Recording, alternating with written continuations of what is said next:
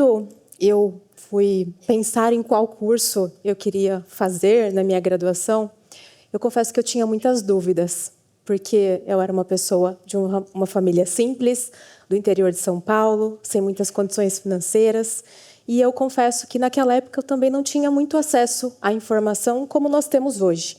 Como é o bastidor de uma carreira quando você decide se formar nela? Eu também confesso que, naquela época, eu não me sentia nem mesmo capaz em passar em um curso de uma universidade pública, de modo que eu fui para uma particular e cursei o mínimo de créditos que era possível, pagando com muita dificuldade, mas eu não me sentia feliz com o curso que eu havia escolhido. E eu até imaginava que aquele curso me deixaria extremamente restrita na minha atuação. Eu enxergava apenas uma atuação em uma sala de aula física, como professora que se formaria em letras português e espanhol. Veja, parece pouco tempo, mas a verdade é que lá em 2012, quando eu concluí, a gente já tinha acesso à internet, tecnologias, óbvio, mas não era como hoje, tanta informação, tantas possibilidades. Então eu me sentia extremamente restrita naquele momento. A gente tinha um mundo que andava em outro ritmo, e sempre vai ser assim, sempre vai existir um ritmo diferente daqui a algum tempo, e as mudanças também levavam mais tempo para acontecer. Até mesmo se a gente reparar em como era a carreira dos nossos pais ou dos nossos avós, era muito comum que eles passassem a vida toda, ou muitos anos, no mesmo cargo, na mesma empresa, na mesma área. Hoje, isso vem mudando. Eu também tinha, naquele momento, uma visão que estava limitada ao meu momento atual. E isso acontece com muitos de nós, porque geralmente a gente olha para o futuro a partir do que é possível agora. A gente imagina que lá na frente vamos viver o mesmo cenário de possibilidades que existem no momento. E tem até um termo que explica isso. É um termo que vem da biologia. Stuart Kauffman fala sobre o possível adjacente. E se eu pudesse te dar um exemplo bem didático, imagina que você chegou em casa com fome, abriu a geladeira, deixa eu ver o que tem aqui, e você decide fazer um sanduíche, por exemplo. E aí você pega o que tem. Ah, tem uma fatia de queijo, tem uma fatia de presunto, tem uma fatia de pão, e você vai montando esse sanduíche. Ou seja, você montou o sanduíche com o que você tinha no momento. Muitas vezes nós fazemos coisas no nosso dia a dia com o que nós temos no momento, né? Mas a verdade é que conforme novidades, tecnologias vão sendo lançadas, elas desbloqueiam um monte de outras possibilidades. Vamos pensar, por exemplo, em transporte por aplicativo hoje. Transporte por aplicativo, que você pede um carro, ele te busca, te conecta, né, a um motorista, ele existe com base em uma tecnologia GPS, para que ele possa calcular distâncias, precificar, ver quem está mais próximo de você. Então, veja, a partir da criação de um GPS, quantas outras tecnologias, quantas plataformas puderam ser criadas.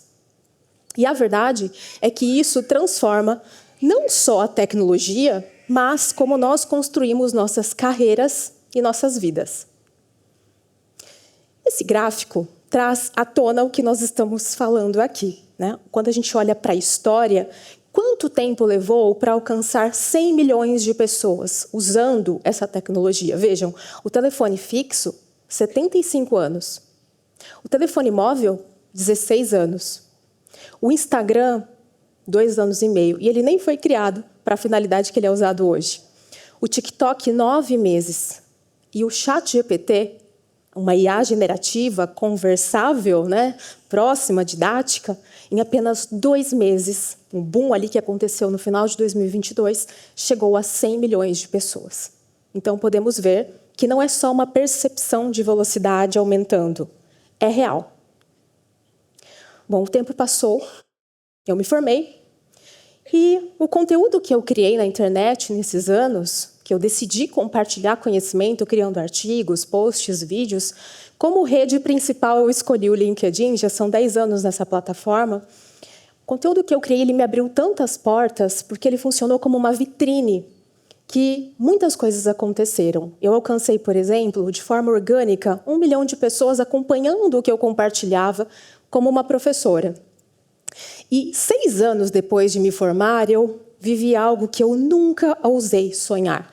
Porque eu não sei se você já reparou que muitas vezes a gente nem ousa sonhar com algumas coisas, porque elas parecem extremamente distantes da nossa realidade. Um dia eu recebi uma mensagem pelo LinkedIn: Flávia, acompanho o seu conteúdo. E eu queria saber se você topa um teste e, se você passar, você viria para a Áustria gravar cursos para a plataforma LinkedIn Learning. Para mim era uma grande pegadinha aquilo.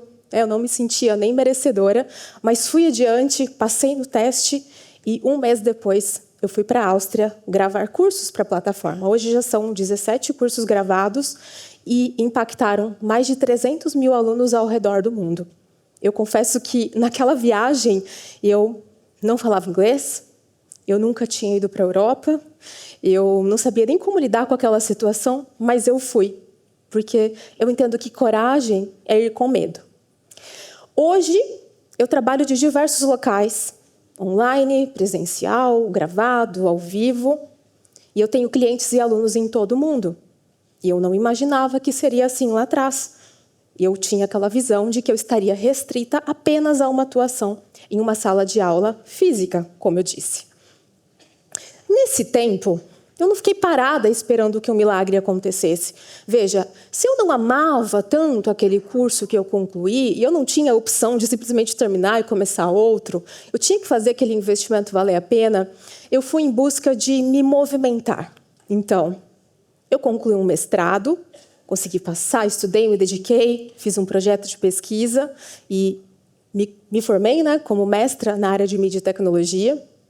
Eu também busquei desenvolver novas competências em marketing, comunicação, criação de produtos e, mais recentemente, venho estudando, usando, aplicando inteligência artificial. E eu também passei por uma demissão. No final de 2014, já estava atuando em uma empresa. Essa empresa, depois de algum tempo, eu já tinha sido promovida algumas vezes ali, passou por um desligamento em massa, 100 pessoas demitidas no mesmo dia. E eu estava no meio, num misto de alívio com preocupação, porque, afinal, aquele trabalho até havia me gerado um burnout.